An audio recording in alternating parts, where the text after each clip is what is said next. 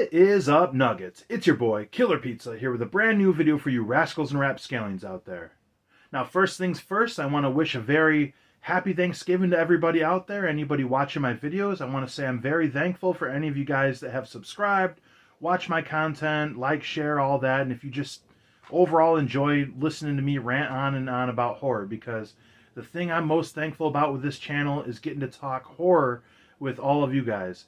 And speaking of talking horror, I was in search for the longest time for the best Thanksgiving-themed horror movie, and this is one that I have known about for a while, which I must say, Thanksgiving horror movies are kind of far in between. I used to think there wasn't a lot for the Christmas season, and over the last couple years through physical media, I've realized there's so many Christmas horror movies that have come out, but not so many for Thanksgiving, and I definitely didn't really want to watch Thanksgiving or Thanksgiving 3, so this is a movie I've known about for quite some time, and I finally checked it out a couple nights ago, and that is 1987's Blood Rage, directed by John Grisham? Now, this is a Thanksgiving-themed horror movie that was filmed in 1983, but not released until 1987. This film goes by plenty of titles. One of them was Slasher, the other was... what was it? I can't remember. It wasn't very good, obviously, but this is an Arrow Video release that came out in 2015, and I decided it was finally time to check this movie out. And I'm going to tell you guys, right off rip, I was not disappointed in this film at all.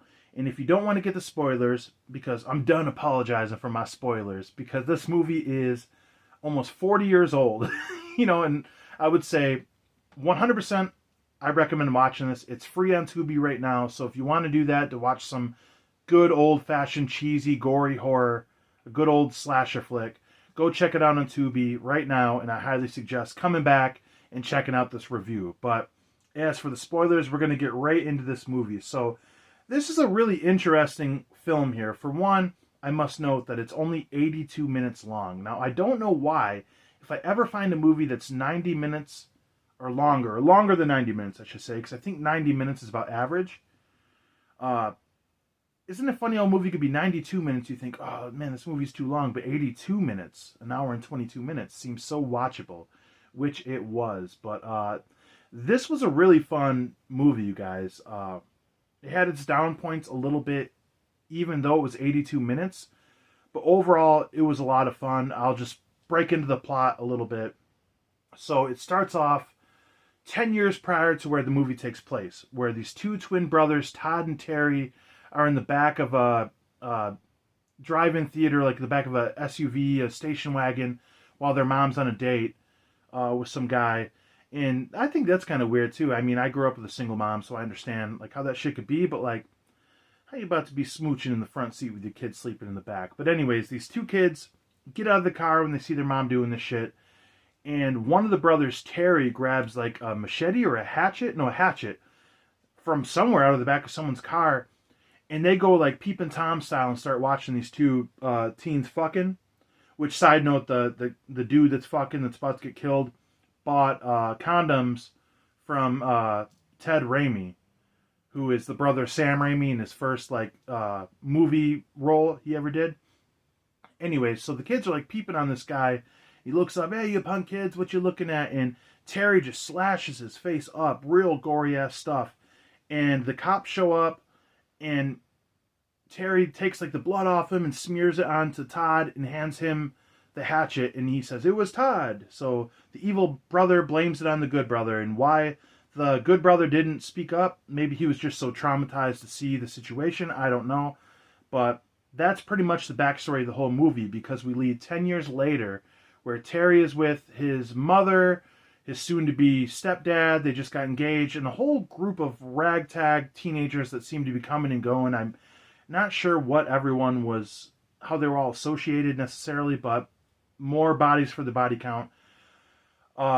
We hit a scene earlier, right before that actually, where the mother goes to visit Todd in the mental institution he's been locked up in ever since he did this murder, and apparently something clicked in his head where he realizes he's the one that did the murders, and he's kind of thinking about the shit. So then when they get to the dinner, which is like the next scene, you find out Todd is broken out of the mental institution. So everyone's scared, thinking he's got to be coming back here. which is the apartment complex that the family lives in. Which, on a side note, I think it's pretty cool that the setting of this was an apartment complex. Like, we've seen camp horror movies, Friday the 13th, and stuff like that. Sleepaway Camp, whatnot.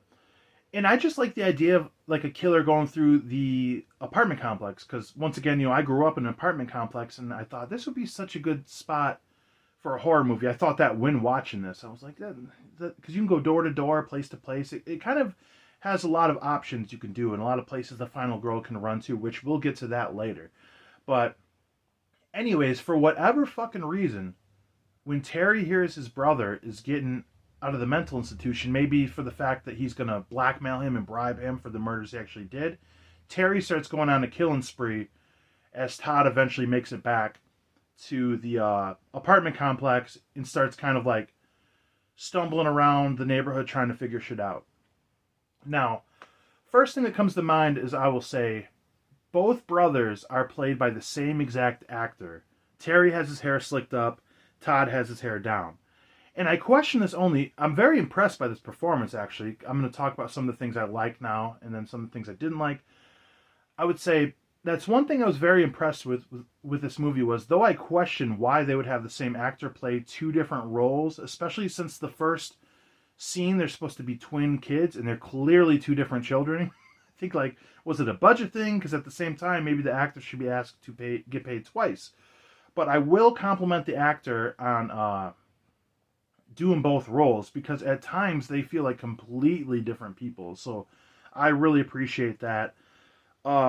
This movie can be a little slow and a little convoluted, if I'm speaking right. Like I said, I went to public school, so I can't speak right sometimes. But overall, this is a pretty satisfying horror movie, in the sense it has enough of like a fun story in the beginning with the two brothers, and I'll say by when they get this news, they're having Thanksgiving dinner, like living the good life, and then it revolves all through Thanksgiving night. That's how it relates to Thanksgiving. That's why it's a Thanksgiving horror movie. But anyways, I would say for the flaws this movie may have, especially with like the really bad acting, like, it's not the worst. I've seen Troma movies before. It's not the worst, but it's not the best by any means. And it could be kind of cheesy at times, but I will say with this film, for one, also it wasn't filmed the best necessarily. Nothing too bad, especially for these times. I would say what makes this movie stand out are the two guys, is the guy playing the two same roles, for one. But this has a really good score. This is like really great synthy 80s movies, music that just like, you don't get that in every horror movie from the decade.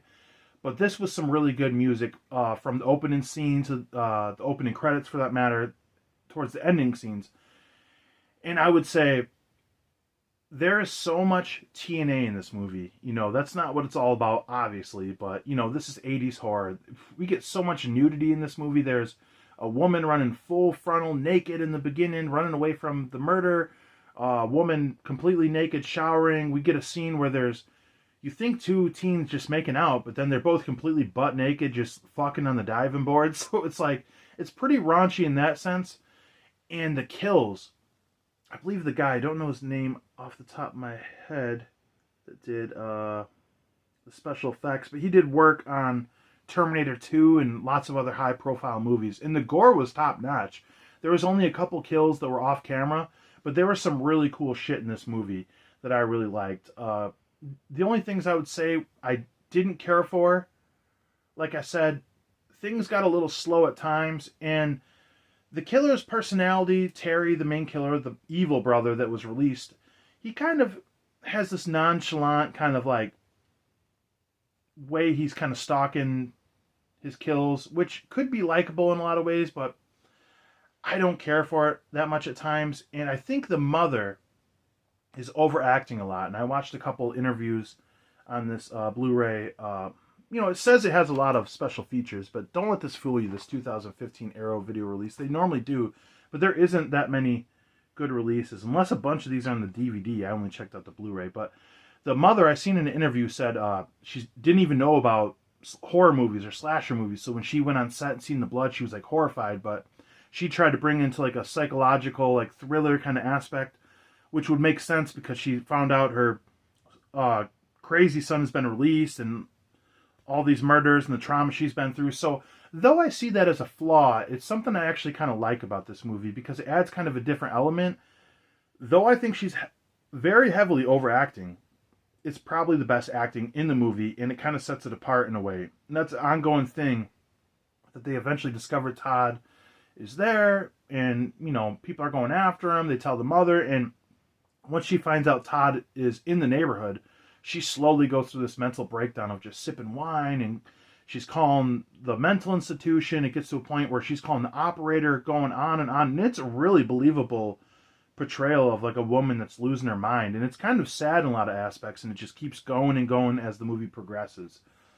So we pretty much work up until the final act where we're going to get the showdown between the brothers, but in that time we have the lead girl, who I think was Terry's girlfriend, which she's dressed just like Tina from Return of the Living Dead, and that leads to another thing I didn't really like, that you can kill people all day in a movie, but when you kill like an animal or like leave a older person or a child vulnerable, that kind of bothers me. So like the babysitter and the mother and her date and everybody gets killed in this apartment at one point, and just scenes keep coming by with like a crying baby, and it's like, man, that's fucked up, to think the parents are dead and there's just a baby and they're crying. But the girl that looks like Tina, the final girl, ends up grabbing the baby and running with it for the final chase, which is definitely different from a lot of horror movies I've seen in that respect. But yeah, we go to this final scene where the mom, after she finds her fiance killed, grabs his gun and kind of like completely loses it.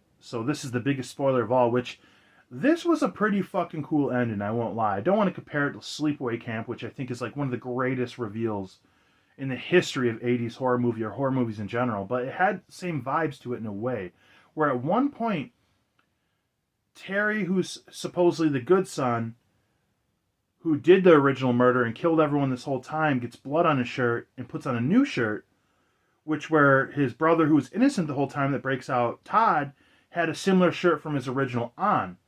So when the mom sees them after they have this fight, like at this pool in the apartment complex, she just straight up raises the gun, shoots him once in the chest, twice in the head, and just unloads the clip as he falls in the pool, Tony Montana style. The whole pool fills with blood. And then she grips up her son, and she's saying, I love you, I love you. The evil's over. It's just me and you. It's just me and you. I love you, Terry. And the kid starts saying, I'm Todd. I'm Todd. And they both start saying and going crazy. Todd gets up. He's having a mental breakdown because he just realized his mother was choosing his brother over him and was happy to have killed Todd. But then at the same time, she would have never known that the roles were reversed and who was killing what. So really it is the good son that she saved, but in her mind she killed the good son and saved the evil one. So in one of the most shocking moments I've seen in a minute in horror films, she pulls the gun up right to her temple and blows her fucking brains out. Freeze frame, end of movie. Like, god damn, that's a fucked up ending to a movie, you guys. Like, that alone. And the funny part is, not that much is funny about someone shooting themselves, but the girl that saved the baby sees the shit going down before the gunshot, and it's so nonchalant, she just grabs the baby, she's like, oh, fuck this, just runs out the door, and you never see anything from her again. Like, well, hopefully they were both okay, because they were likable characters. Probably the two most likable characters in the whole movie. I'd say the character Todd would be more likable, but he was played pretty well as like this kind of like, hasn't seen the light of day in 10 years, been given medicine in a medical facility and brainwashed or whatever, you know what I mean? But you guys, this movie was fun. This is definitely a really good Thanksgiving movie. Like I said, the kills were great. The music, the score was really good. It wasn't shot the best, the acting wasn't the best, but it was overall a lot of fun. A lot of TNA, a lot of gore. And let me just touch on the gore before we get out of this. This had a surprising amount of really good gore.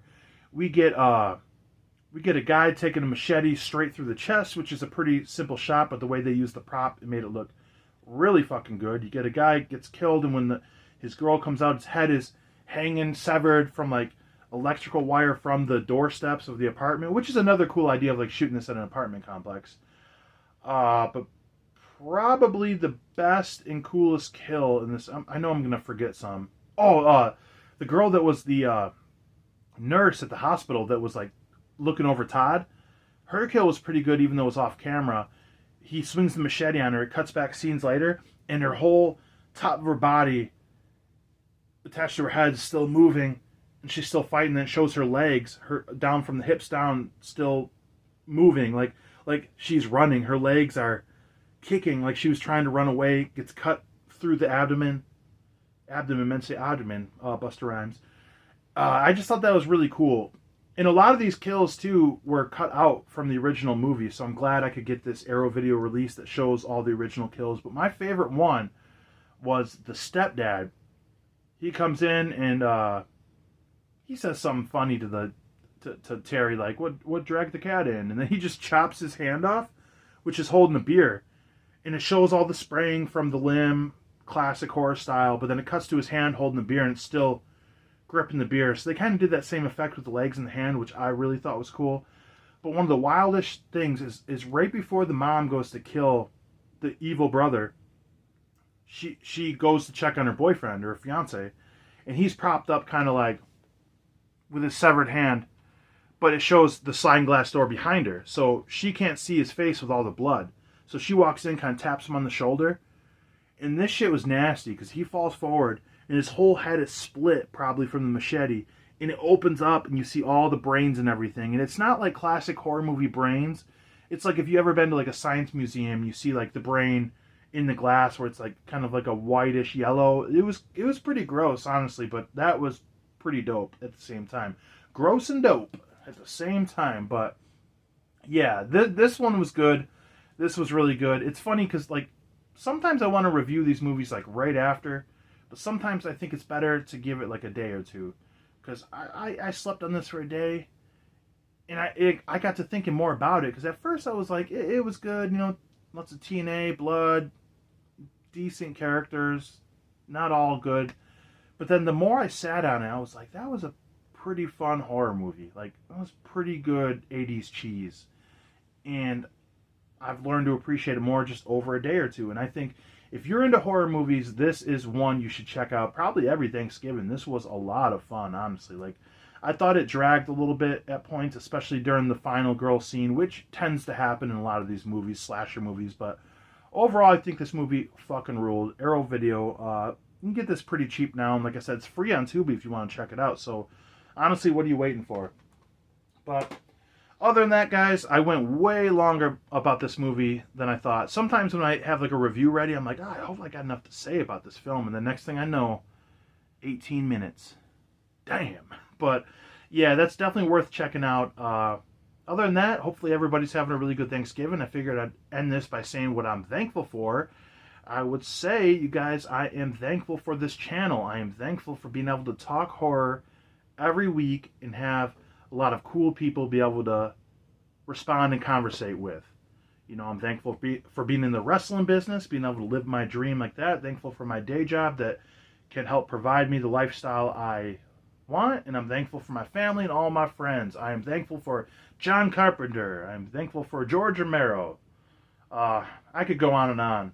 I'm thankful for a lot of shit, but most importantly, I'm thankful just to be able to be alive, you know? I mean, we just seen a lot of people get murdered in this movie I was talking about. Just be able to have the freedom to be able to make these stupid little videos that you guys appreciate and like watching, and that is really cool to me, honestly. It will never lose the effect on me. I made this channel originally just to bullshit with people on the internet because I work second shift, and a lot of my closest friends aren't into horror, at least like how I am, so kind of want to be able to talk about this as much as I could, and I mean 20 minutes I've been able to talk about this, so yeah, thankful for horror, and I'm thankful for every one of you guys. Other than that, Blood Gut Score, I'll check you guys next time.